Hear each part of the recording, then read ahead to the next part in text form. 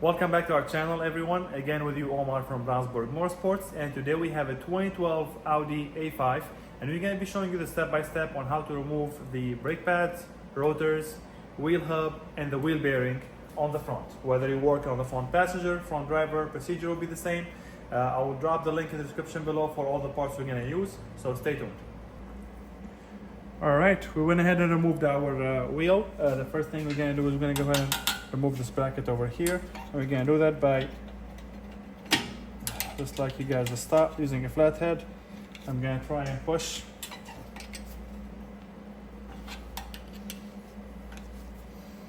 Let me see if I can push. There we go. We went ahead and pushed that bracket out. This is the caliper hardware. Went ahead and pushed it out so we can get more freedom as far as the caliper goes. There will be a little bit more play. I'm gonna see if I can spin my wheel as much as possible, and this seems to be the extent of it. So I'm gonna get my camera here for you guys. This is the back of the caliper, not the back, but this is like the side of the caliper. We're gonna try and push the piston, which is that piece right there. We're gonna try to retract it by pushing it back and by pushing it against the pads. So what I usually do is I try to sneak a flathead in here to get it in front of the rotor on this side, and just like you see, there we go.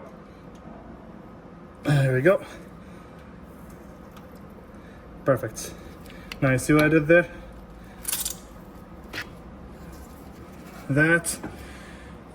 With that, the piston is completely pushed back, and now we can move on to the next step, and that will be removing the caliper bolts on the back. All right, here we are on the back of the caliper. We have two bolts that holds the caliper to the caliper bracket, and this is this one here, right here, and then we have the next one right here. Okay, I have my 13 millimeter. They both are 13 millimeter bolts. Let's try doing it manually on both of them. There we go. Now, if you're not very familiar with power tools, I would recommend doing this by hand.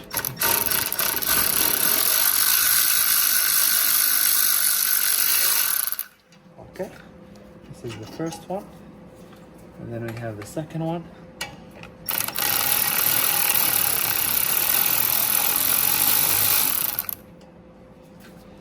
All right, both of them now are out. I'm gonna go ahead and grab my caliper hanger and show you what we're gonna do next. All right, I got my caliper hook over here. I'm just gonna go ahead and try, see if I can.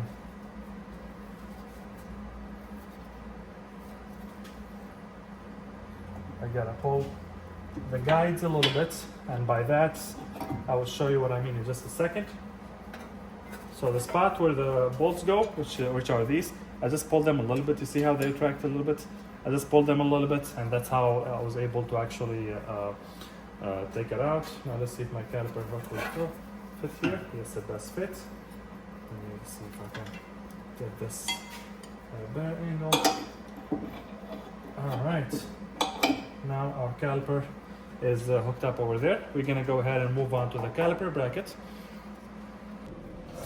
All right, so we are at the back of the caliper bracket again. We have two bolts for the caliper bracket. Both of them are 21 millimeter, 6 points. So I have my 21 millimeter socket right there on my 1/2 inch wrench to give me as much leverage and as much torque as possible. The bigger the ratchet, the more torque you get. So let me see if I can get myself in a good.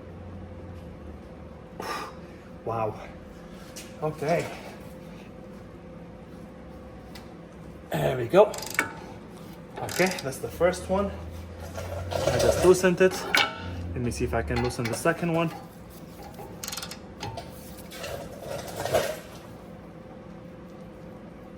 All right.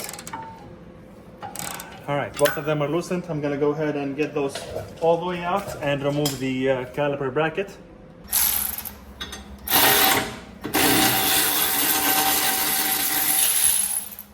That's the first bolt right there. Second bolt. And if you're not familiar with power tools, I would not recommend using them. I would recommend just using a manual ratchet. All right, this is the second one. We're gonna go ahead and put this on the side. Make sure you clean those up if yours are a little bit rusty as well. Now the next step would be, we have that T30 screw right there that holds the rotor. So I'm gonna go ahead and spray some WD-40 on it, and I'm gonna let it sit. All right, it's been a few minutes. What I'm gonna do, I'm gonna bring my T30 socket, torque bit 30 millimeter, and I'm gonna set it on there. I'm just gonna tap it a few times in case it's rusty, just to kind of break the rust. Then I'm gonna bring my 3/8 ratchet, and I'm gonna see if I can surprise it. Okay, I think I'm gonna have to heat it up a little bit. Yes, I'm starting to get deformed, so I'm just gonna heat it up a little bit, and I might use a power tool. Let me give my power tool a shot. It has been soaking in the WD-40 for a little bit though.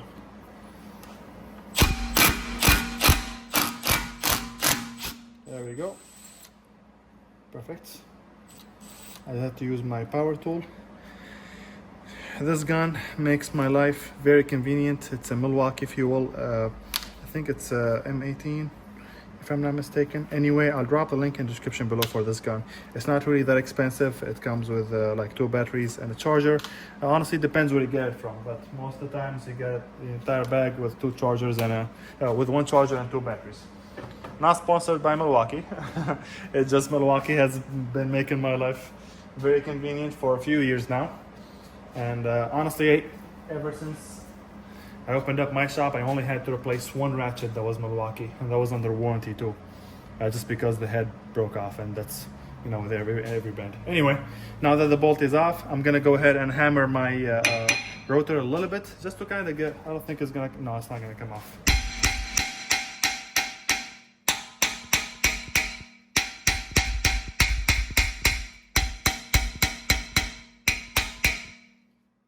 I might need to use a bigger hammer, so let me do that. All right.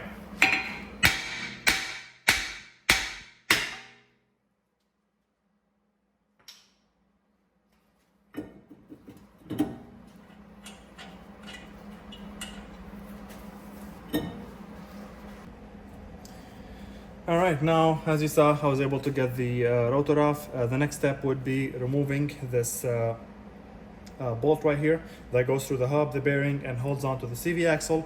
I tried earlier with impact, but it wouldn't work. It's actually a 19 millimeter hex bolt, 6 points. I'm gonna use my, even though I sprayed WD-40 on it, it still wouldn't come off. Anyway, I'm gonna heat it up a little bit, and once I'm done, I'm gonna try again with my impact, and I'll show you guys what we're gonna do next.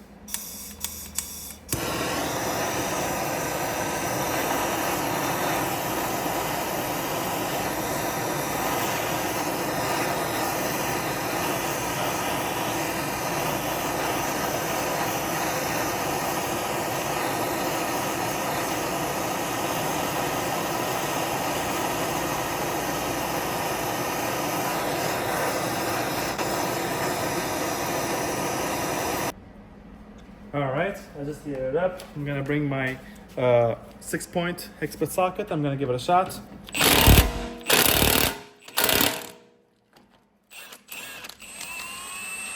And just like that, that's what the bolt looks like. Now make sure we gotta replace this when we're done with the wheel bearing. And wow, that is quite the amount of oil in there. I don't think I've ever seen oil inside there, but anyway, I'm gonna go ahead and put this on the side, wait for this to cool off a little bit, and show you what we're gonna do next. The purpose of having better visibility for you guys, I'm gonna go ahead and remove the dust plate. It's 4 T30 screws.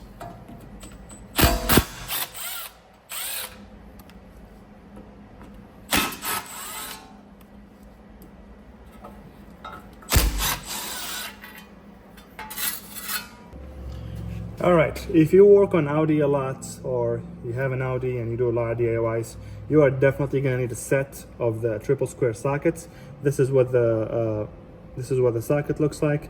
It's basically triple square, so that's 12 teeth or 12 points, and this is a 12 millimeter triple square socket, and we're gonna use the socket to remove all 4 bolts that holds the bearing from the back, starting by the 2 on this side. Let me see. I'm gonna go ahead and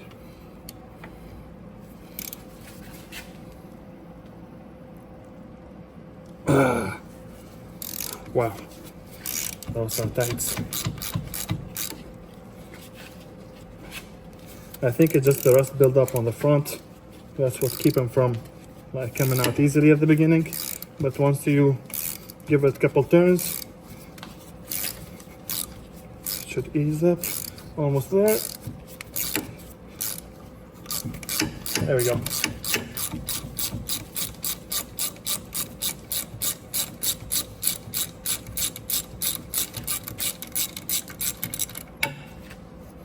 Now be careful, some of these parts might still be hot.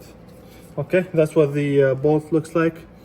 I want to show you guys in the light, but that's the head of the bolt, triple square. That's the length of the bolt as well. We gotta make sure we clean these up or replace them when you put the new one in. So I got the first one, second one, right up top over there. Let me make sure.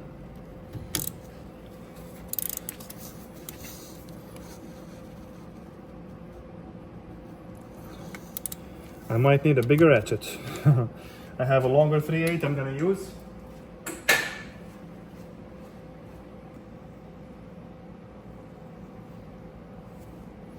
All right, I got my bigger ratchet. There we go. The longer the ratchet and the thicker, the more torque it gives you. So,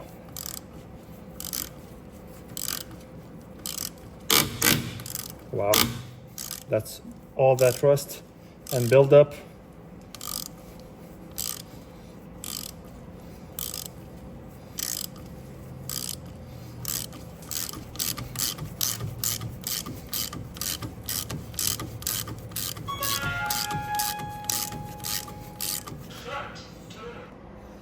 All right, here we are on the other side of the knuckle, and I got my socket on the bottom one.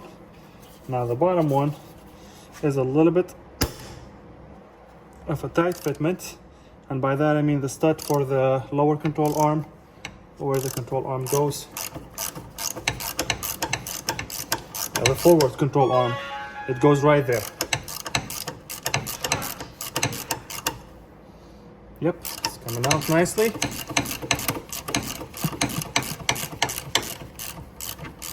And I'll show you what I'm talking about in just 1 second.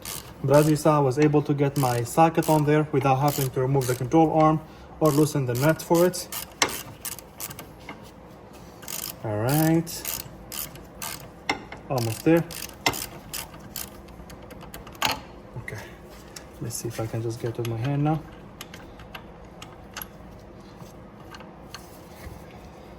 All right, come on.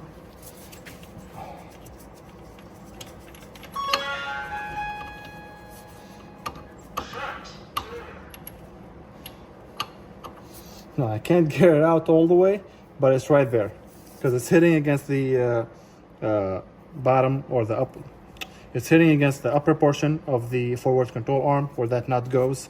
But I did get it all the way out. As you see, it's like very loose. So I'm just gonna keep it there, and I'm gonna move on to the next one.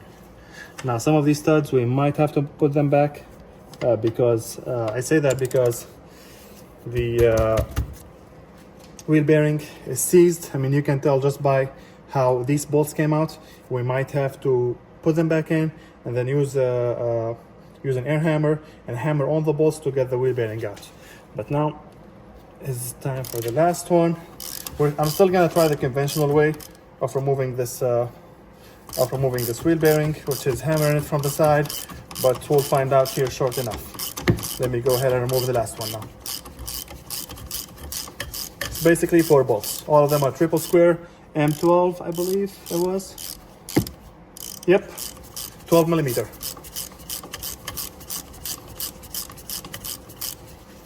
All right.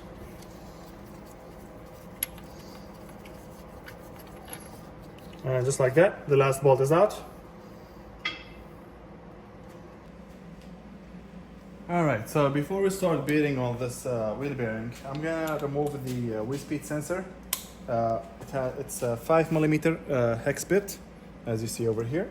It's located right there.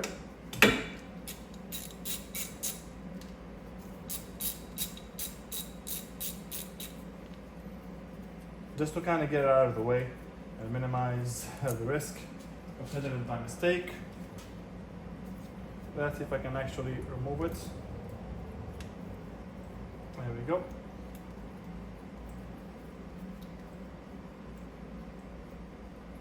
Perfect.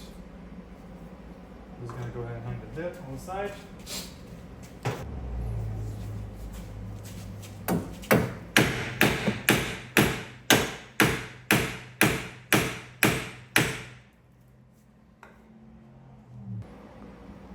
And just like that, our wheel bearing is out. Now, is it still hot? No. It's just a little bit. Okay.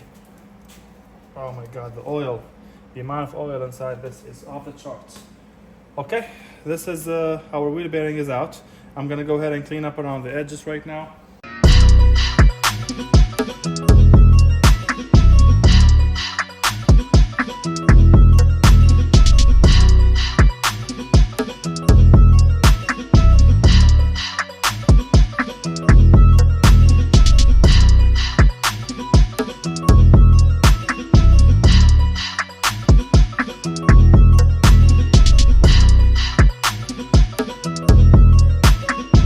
Alright, you guys, we got the spindle here cleaned up pretty nicely.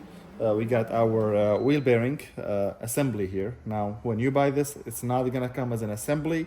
It's gonna be separate. So the hub and the bearing with this piece here are gonna be separate. I just took the part to a machine shop. They pressed it down for me. Now the only thing we have left to do is we're gonna lubricate the spot here where the wheel bearing would go. And then we're gonna retrace our steps and put everything back together. If you guys have any questions, make sure you drop them in the comment section below. I'll make sure I drop the link in the description for all the tools, the parts, and everything we used. And like always, make sure you like and follow for more.